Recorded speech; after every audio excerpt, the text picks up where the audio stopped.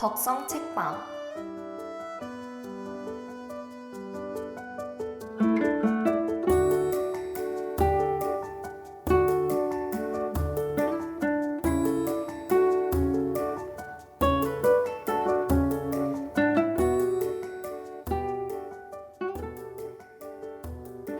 마지막으로 책 한 권을 완독한 적이 언제인가요? 버스나 지하철을 기다리는 시간, 잠자기 전 몇 분. 우리들의 하루에 숨어있는 짜투리 시간을 모아 의미 있는 시간으로 만드는 곳. 어서오세요. 여기는 여러분의 짧은 순간순간을 따뜻하고 아름다운 글들로 채워줄 덕성 책방입니다.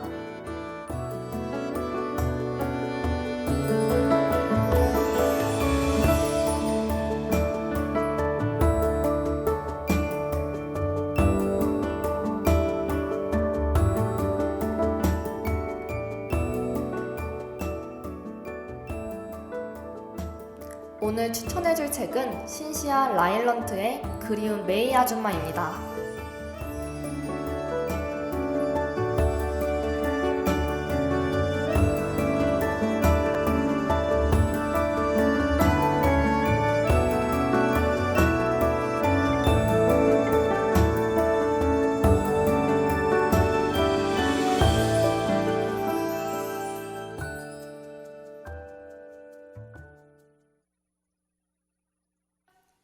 우리는 모두 살면서 한 번쯤 이별을 경험합니다.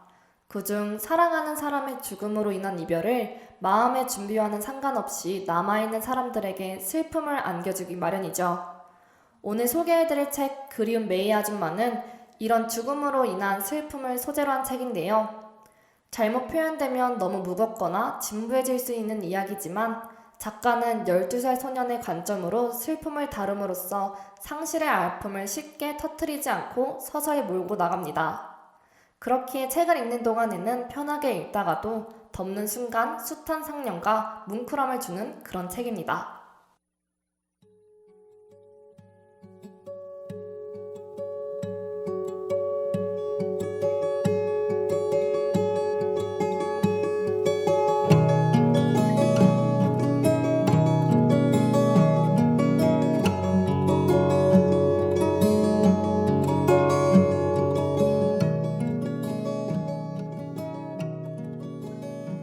이 책의 주인공 서머는 사랑하는 사람의 죽음을 너무 일찍 경험한 12살 소녀입니다.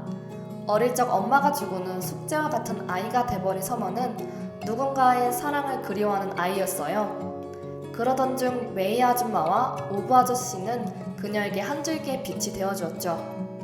서머는 아줌마와 아저씨 밑에서 다시 사랑을 느끼며 살게 됩니다. 하지만 행복도 잠시 메이 아줌마의 죽음으로 서머와 오브 아저씨는 깊은 슬픔에 잠기게 되는데요. 서머에게 너무나도 잘해주던 아줌마였고 남편 오브도 메이에게 많은 의지를 했기에 이별에서 온 아픔과 상실감은 그들에게 너무 크게 다가왔습니다.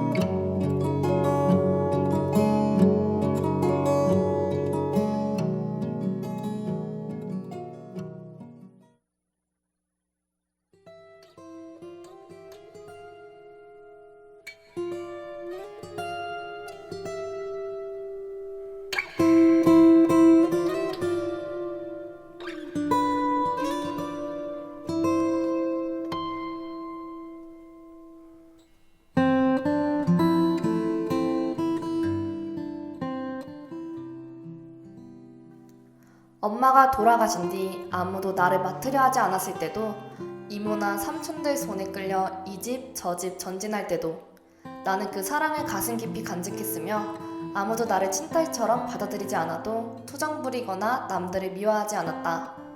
가엾은 우리 엄마는 나를 받아줄 누군가가 나타날 때까지 내가 살아갈 수 있는 만큼 넉넉한 사랑을 남겨두고 간 것이다. 이것은 서머가 메이, 오브 부부를 만나기 전 가지고 있던 생각인데요. 이 책에서 사람을 진정으로 사랑한다는 것은 세상에 그 사람이 없을 때 그 사실로 자신의 삶을 망가뜨리는 것이 아니라 그 사람이 주었던 사랑을 기억하며 그 슬픔에서 벗어나 현실에 발 딛고 사는 것이라는 소중한 생각을 품게 합니다.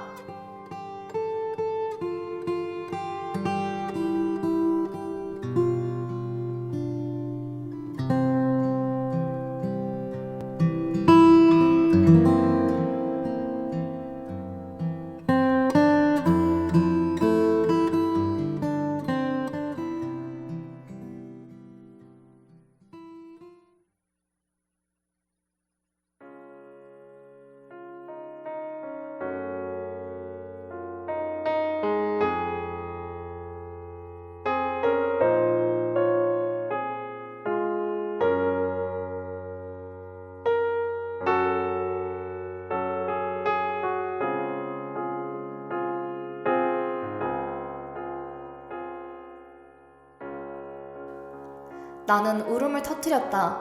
메이 아줌마가 돌아가신 뒤 나는 한 번도 제대로 울어보지 못했다.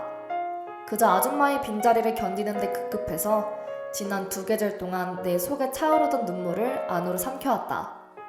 하지만 메이 아줌마를 2번 다시 만날 수 없다는 사실이 처음으로 뼛속 깊이 와닿자 더 이상 눈물을 참을 수 없었다. 이것은 서머가 메이 아줌마의 빈자리를 느끼며 자신의 마음을 표현한 대목인데요. 일상 속에서 살아가던 사람이 사라진다는 것, 부재한다는 것은 그 사람의 부재인 동시에 그 사람과 함께했던 나의 부재를 뜻하기도 합니다. 즉, 그 존재의 상실과 더불어 나의 상실까지 초래되는 셈이죠. 그 상실과 부재를 메우고 살아가는 것은 이제 남은 사람들의 몫인데요. 그러기 위해선 우선 부재로 인한 슬픔과의 화해가 이루어져야 합니다. 그리고 그 화해의 열쇠를 사랑에서 찾습니다.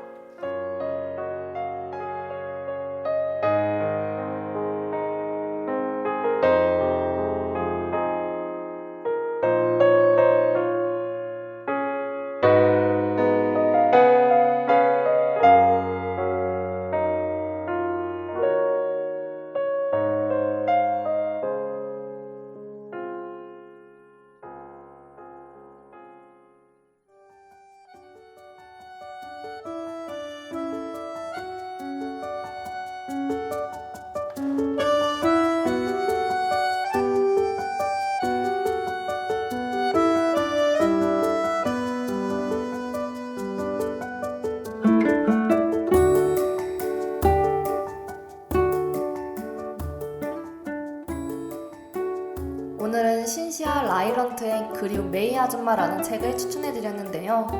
화려하고 아름답게 표현하지 않고 담담하게 이야기가 이어지면서 편하게 읽은 책이었던 것 같습니다.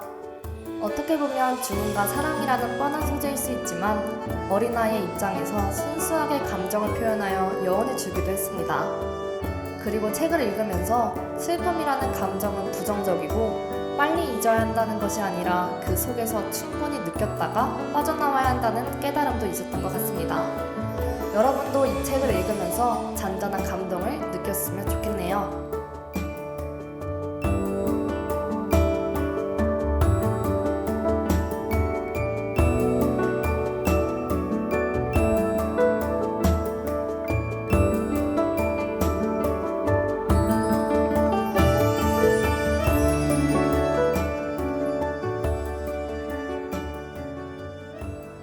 덕성 책방을 마칩니다. 이 시간 제작 권세림, 기술 박서정, 진행의 한결이었습니다.